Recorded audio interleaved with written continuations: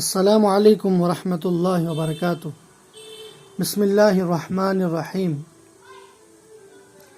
حضرات فقہائے کرام نے کتاب و سنت کی روشنی میں عورتوں کی وہ 10 قسمیں جن سے نکاح کرنا ایک مرد پر حرام ہے، تقریباً 10 قسمیں بیان کی ہیں، اور بھی بہت ساری قسمیں نکل سکتی ہیں، لیکن عام طور پر یہ 10 قسمیں ہیں جن سے ایک مرد پر ان قسم کی عورتوں سے نکاح کرنا حرام اور ناجائز ہے۔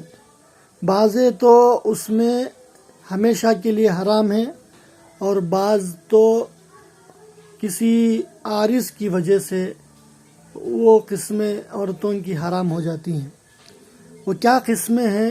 سماعت فرمائے۔ 10 قسمیں ہیں۔ سب سے پہلی قسم نسب کی وجہ سے۔ نسب جیسے ماں ہے، بیٹی ہے، تو ماں اور بیٹی سے نکاح کرنا ایک مرد پر حرام ہے۔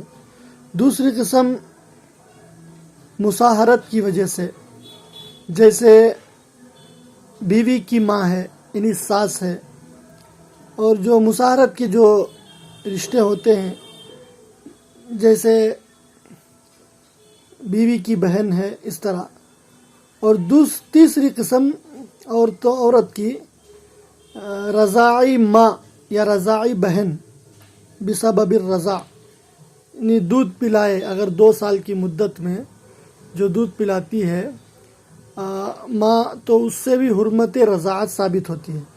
تو جس طرح سگی ماں اور بہن یا سگی بیٹی سے نکاح نہیں کر سکتے، اسی طرح رضاعی ماں اور بہن سے بھی نکاح نہیں کر سکتے۔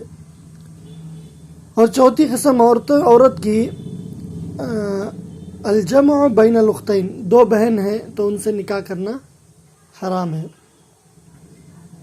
2 بہنوں سے بیک وقت جمع اختیار کرنا۔ یہ ایک عورت سے نکاح کیا، اس کو طلاق دے دی، اس کی عدت پوری ہوئی، اس کے بعد اب اس کی بہن ہے تو آپ چاہے تو اس سے، اگر اس کی رضامندی سے آپ نکاح کر سکتے ہیں، مگر بیک وقت جمع نہیں کر سکتے۔ 2 بہنوں کو آپ ایک نکاح میں لا نہیں سکتے۔ یا آپ کی بیوی ہے تو اس کی خالہ کے ساتھ، دونوں کے ساتھ جمع نہیں کر سکتے۔ عورت ہے اور اس کی خالہ، دونوں کو ایک ساتھ ایک نکاح میں نہیں رکھ سکتے۔ 5ویں قسم عورت کی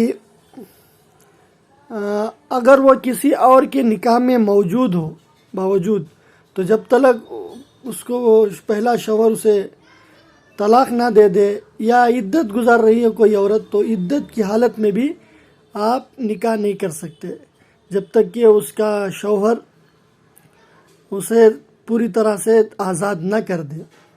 تو کسی غیر کی جو منکوحہ ہوتی ہے اس سے نکاح کرنا بھی، یا کسی غیر کی معتدہ ہوتی ہے تو اس سے نکاح کرنا بھی حرام اور ناجائز ہے۔ 6ٹھی قسم آزاد عورت ہوتے ہوئے باندی سے نکاح کرے تو یہ بھی ناجائز ہے۔ اب چونکہ باندیوں کا سلسلہ اب تو نہیں ہے، یہ قسم جو ہے نہیں پائی جاتی ہے۔ 7ویں قسم عورت المطلقۃ ثلاثا، 3 طلاق جسے دے دیے ہوں، اس سے بھی نکاح نہیں کر سکتے، یعنی جب تک کہ اس سے حلالہ نہ ہو۔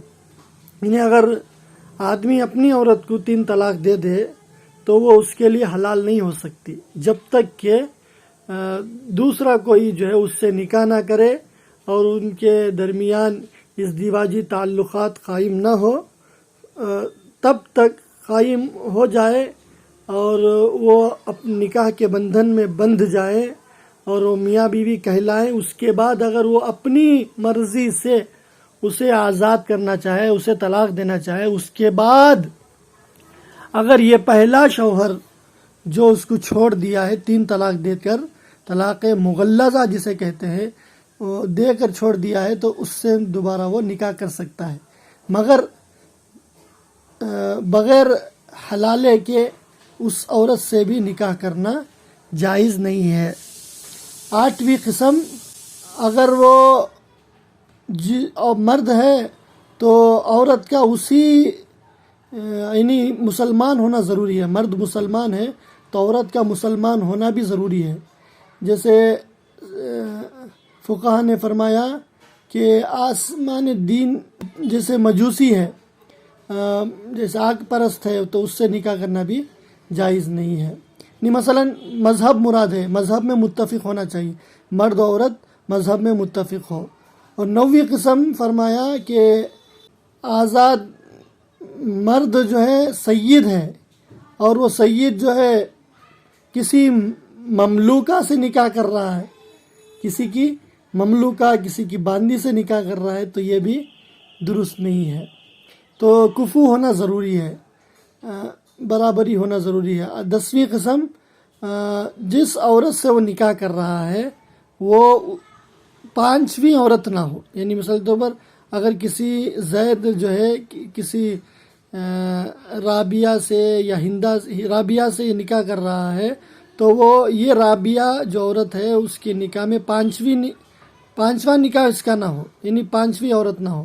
یعنی آلریڈی 4 عورتیں اس کے نکاح میں موجود ہیں، اس کے بعد یہ باوجود 4 ہونے کے باوجود یہ 5ویں سے رابعہ سے کر رہا ہے، تو یہ جائز نہیں۔ یعنی 4 عورتوں سے بڑھ کر 5ویں عورت رکھنا جائز نہیں ہے۔ اور بھی بہت ساری قسمیں ہیں۔ اللہ تعالی ہم سب کو اسلام کو فالو کرنے کی، اسلام پر چلنے اور چلانے کی توفیق نصیب فرمائے۔ اسلام پیارا مذہب ہے، اسلام کو فالو کرے۔ ہمارا اسلامی کلچر بہت پاک پوتر ہے، پاک صاف ہے۔ اللہ تعالیٰ نے حضرت انسان کی بشری تقاضوں کو پورا کرنے کے لیے اللہ تعالیٰ نے ایک نکاح رکھا ہے۔ تو نکاح کو اپنائے، نکاح کو عام کرے، زنا کو بند کرے، نکاح کے اسباب مہیا کرے، نکاح کو آسان بنائے۔ اللہ کے رسول علیہ السلام نے فرمایا اعظم النکاح برکتاً ایسرها مؤونتاً، کہ سب سے بہترین نکاح وہ ہے جس میں خرچ کم ہو۔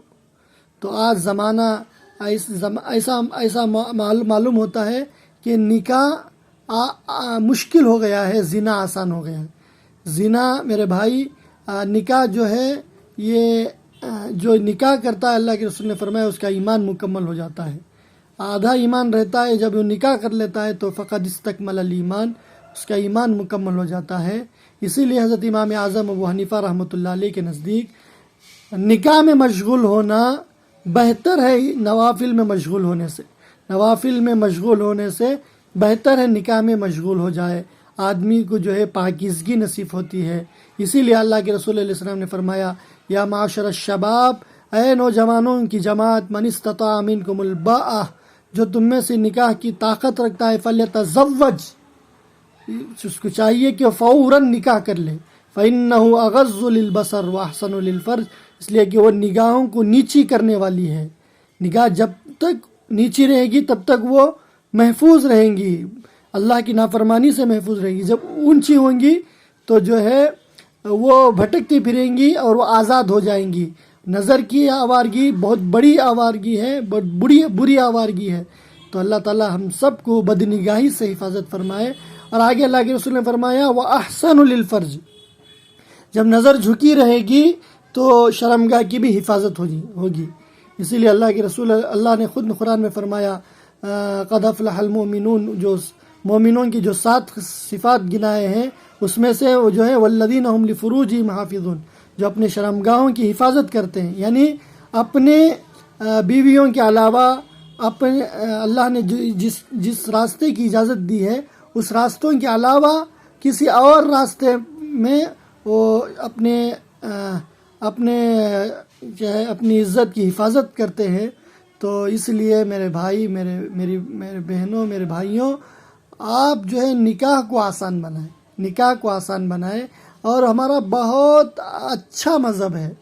دوسروں کو فرینڈ شپ اور جو گرل فرینڈ بوائے جو کہتے ہیں، جسے وہ ہمارے کلچر میں نہیں ہے.